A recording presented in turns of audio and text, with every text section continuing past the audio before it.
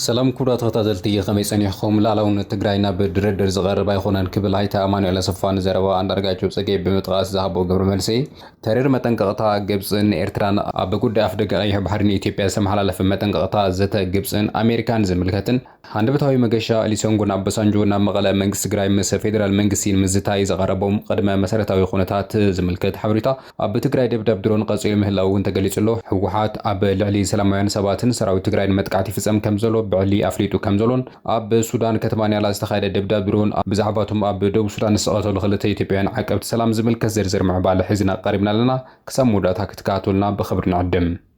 فلما ناب الدردر زغرب ان بوليتيكا مسار حيزو علن بهراو روحه تግራይ ከም ዘየለ ምክትል ፕሬዝዳንት ትግራይ አይተ አማኑኤል አሰፋ አረጋጊጹ አቡሽቲ ትግራይ ዝኾነ ይኹን ሓይሊ ለዓላውነት ትግራይ ናብ ዋጋ ዕዳጋ ናይ ምቕራብ ስልጣንን ሓላፍነት ከም ዘይብሉውን አገንዚብሎ አይተ አማኑኤል አሰፋ እዚ ገለጸን ዘረባ አንዳርጋቸው ጽጌ መሰረት ብምግባር ኣብ ፌስቡክ ገጹ ኣብ ዝፈረ ጽሑፍም አንዳርጋቸው ጽጌ ምስ ብልጽግና ብምትሕባር ኣብ ልዕሊ ህዝቢ ትግራይ ዝፈጸሙ ጆኖሳይድ ከኣኽሎ ሕዝውን ምስ ብልጽግና ዝተባኣሰ መሲሉ ሕወሓት ንፋኖ ማእኸል ለማኒ ከም ዝለኣኸን ለዓላውነት ግዛእ ትግራይ ከም ዘይሓትት ንመንግስቲ ኤርትራ ቃል አትዩና በለ محساو تقيسلو سرعات بلصقنا ገንዘብ መዲቡ በህዝባዊ ኃይልታት ዝተፈጠረ ምሕዝናት ምፍራስ ደለልቲ ቆጽር ከምዘሎ እዚ ተግባር እዚ እውን ናይቲ ሽርሕ ውጽኢት ምዃኑ ኣነጺር እዩ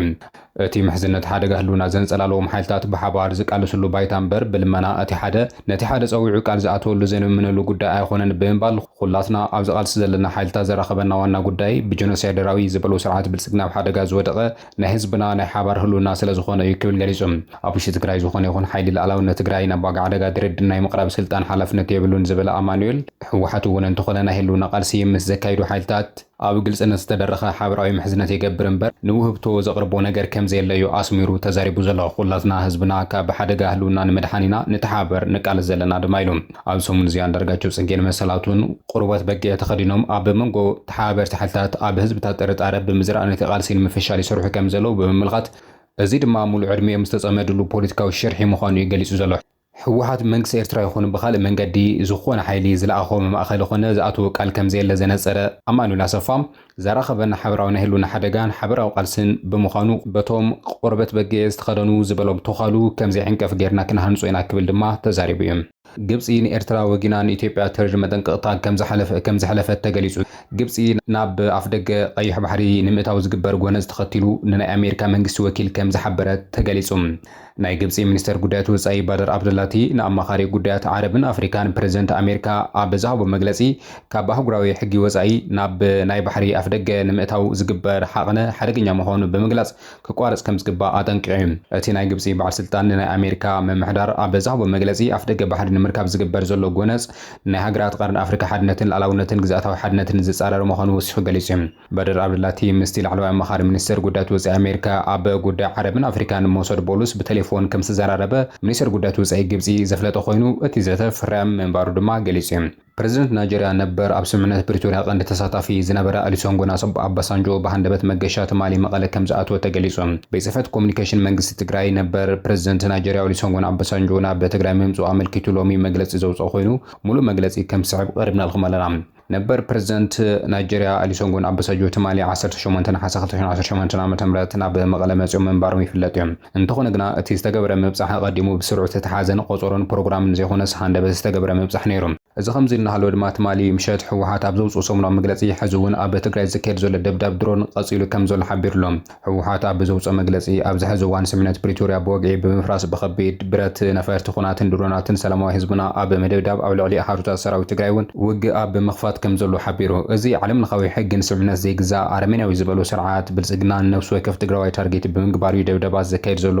ክብል ገሊጹም ካብዚ ብምብጋስ እውን እቲ ኣብ ኣዴታትን ህፃናትን ዝፍጸም ዘሎ ደብዳብ ታርጌቱ ከም ዘወቅዐ ብዝመደቦም ናይ ሚድያ ሰራዊቱ ኣቢሉ ብትዕቢት ኣብ ምግላጽ ይርከብ ክብል ሓቢሩ እዚ ድማ ኣብ ከተማታትን ቁሸታትን ዝፍጸም ዘሎ ደብዳብ ትማሊ ብትሉ መንገዲ ኾነ ተባሂሉ ህዝቢ ትግራይ ንምርዓደን ንምስኳንን ይፍጸም ከም ዘሎ ግልጺ መረዳእታ ኣሎ ክብል ሓቢሩ ብመሰረት ማሕበረሰብ ዓለም ነዚ ኣብ ልዕሊ ሰላማዊ ህዝብና ዝፍጸም ዘሎ ደብዳብ ክኹንኖ እዚ ኣብ ልዕሊ ህዝቢ ትግራይ ዝፍጸም ዘሎ ጆኖሳይድ ብስሙ ክጽውዖ ይግባእ ክብል ድማ ሓቢሩ ኣብ ሱዳን ኣብ ከተማ ኒያላ ከቢድ መጥቃዕቲ ከም ዝተፈጸመ ተሓቢሩ ኣብታ ናይ ደቡብ ዳርፉር ርእሰ ከተማ ዝኾነት ኒያላ ድሕሪ ዝተኻየደ መጥቃዕቲ ድሮን ሓያል ዕንወት ከም ዝወረደ ናይ ሰራዊት ሱዳን ምንጭታት ገሊጾም እቲ ካብ ሰራዊት ሱዳን ዝመጽእ ድሮን ዝተኻየደ መጥቃዕቲ ኣብ ልዕሊ ናይ RSF ሓይልታት ዝተኻየደ ኮይኑ ናይ ሰራዊት ሱዳን ሓይልታት ነቲ መጥቃዕቲ ክፍጽሙ ከለዉ ሓንቲ ንብረት ጽዕነት ናይ ጽዕነት ነፋሪት ኣብታ ከተማ ድሕሪ ምዕላባ ምዃኑ እቶም ምንጭታት ወሲኾም ገሊጾም እቲ ኣብ ኣጋ ወጋሕታ ዝተኻየደ መጥቃዕቲ ኣብታ ከተማ ኣብ ካብታት ዩኒቨርሲቲ እውን ዝቐጸለ ኮይኑ ኣብ ቀጽሪ ዩኒቨርሲቲ ኒያላ ዝሃረመ ፍንጀራት ጉድኣት ከም ዝወረደ እውን ተገሊጹ እዩ። ዕላማ ናይቲ መጥቃዕቲ ኣብ ልዕሊታ ናይ ጽዕነት ነፋሪት ምዃኑ ዝገለጹ ምንጭታት ኣብ ልዕሊታ ናይ ጽዕነት ነፋሪት ብዛዕባ ዝወረደ ጉድኣት ዝተፈለጠ ነገር ከም ዘየለ እውን ተሓቢሩ እዩ። ዋና ከተማ ሓይልታት RSF ኮይና ቀጺላ ከም ዘላ ዝንገረላ ከተማ ኒያላ ሰፊሕ መዕርፎ ነፈርቲ ካብ እቱንን ፍሉይ መጥቃዕታት ከም ዘይጋጠማ ዝሕበር ኮይኑ ካብ ዝተፈላለዩ ሃገራት ናብታ ከተማ ዝኣትዉ ነፈርቲ መዓልታዊ ኣብቲ መዕርፎ ነፈርቲ መጥቃዕቲ ከም ዘውረዳ እውን ይፍለጥ እዮም። ካብ ሕብራት ኤምሬትስ ዓረብ ቻድን ሊብያን ሰበገሳ ዝተፈላለዩ ዕላማ ዝሓዛ ነፈርቲ ናብ ኒያላ ከም ዝመጻ ክፍለጥ እንከሎ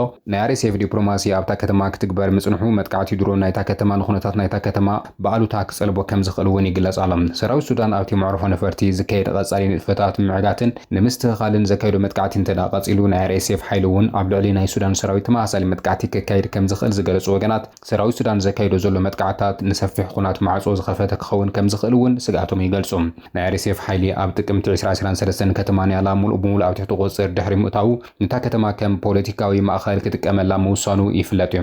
እዚ ከምዚ ኢሉ እንከሎ ድማ ኣሜሪካ ኣብ ሱዳን ሓድሽ እገዳ ከም ዝፈጸመ ተሓቢሩ። በመሰረት እቲ እገዳ ኣብ ሱዳን ዝካየድ ዘሎ ዝተፈላለዩ ናይ ኣጽዋራት ምንቅስቓስ ክዕገት ምዃኑ እውን ናይ ኣሜሪካ ወገናት ይገልጹ ኣለዉ።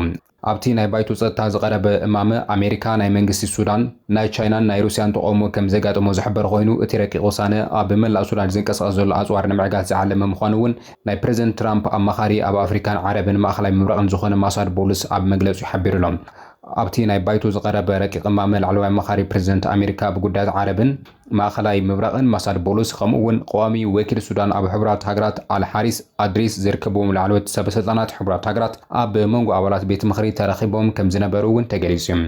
ኣብ ደቡብ ሱዳን ዝነብሩ ክልተ ዓቀብቲ ሰላም ሰራዊት ኢትዮጵያ ከም ዝተቐተሉ ተገሊጹ። ኣብ ደቡብ ሱዳን ክልተ ኣብ ዓቀብቲ ሰላም ሰራዊት ጸኒሖም ኢትዮጵያውያን ወታደራት ከም ዝቐተሉ ሕብራት ሃገራት ገሊጾም። እቲ ቅትለት ካብ ናይ ዕጡቓት ሃንደበታዊ መጥቃዕቲ ከም ዝመንጨወ ዝሕበር ኮይኑ ነቶም ኢትዮጵያውያን ዕላማ ዝገበረ መጥቃዕቲ ካልኦት ሰለስተ ዓቀብቲ ሰላም ዝሓወሰ ብድምር 7 ወታደራት ዝቆሰሉ ምንባሮም እውን ክፍለጥ ተኻኢሎም። እቶም ኣካል ተልእኾ ሕብራት ሃገራት ኣብ ደቡብ ሱዳን ዝነበሩ ወታደራት ኢትዮጵያ ኣብ ደቡብ ሱዳን ዝረአ ዘሎ ኣሰካፊ ጸጥታ ኩነታት ንምፍታሕ ኣብቲ ቦታ ዝነበሩ ከም ዝኾኑ እውን ተገሊጹ እዩ። ስርዓት ብልጽግና ኣብ ከተማታት ኣብ ልዕሊ ሲቪላት ተኸታታሊ ደብዳቤ ካይድ ከም ዘሎ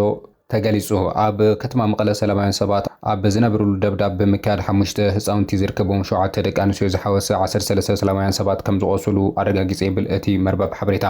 ኣብ ወረዳ ኣጽቢ ጣብያ ፈለግ ወይኒ 19 ናሕሲ 2018 ዓ.ም ብኣቋጽራ ገጽ ኣብ ዘውግሕ ለይቲ ኣብ ልዕሊ ሰላማውያን ሰባት ዝነጻጸረ ደብዳብ ድሮን ከም ዝተፈጸመ ተገሊጹ። እቲ ኣብ ቆሸት መብራህቶም ፍሉይ ቦታ ሱር ካምፕ ዝተባሃለ ቦታ 1 ሰዓት ናይ ለይቲ ዝተፈጸመ ደብዳብ ድሮን ኣብ ልዕሊ ሰላማውያን ሰባት ዝነጻጸረ መጥቃዕቲ ከም ዝኾነ ምክትል ኣመሓዳሪ ወረዳ ኣጽቢ ኣይተ ገብረ ኣሰፋ ገሊጹላ። እቲ ምክትል ኣመሓዳሪ ሰብ ኣብ ስርሑ ዒሉ ኣብ ገዝኡ ደቂሱ እንዳሃለወ ናብ ኸልእ ከምልጥ ኣብ ዘይኽእለሉ ኩነታት ባዕሉ ክከላኸለሉ ኣብ ዘይኽእሉ ኩነታት እንዳሃለወ እዚ ደብዳብ እዚ ምፍጻሙ መቐጸልታ እናተፈጸመ ጸንሐ ጆኖሳይድ ምዃኑ ዘመላኸተ እከይ ተግባር ምዃኑ ዝገለጸ እቲ ምክትል ኣመሓዳሪ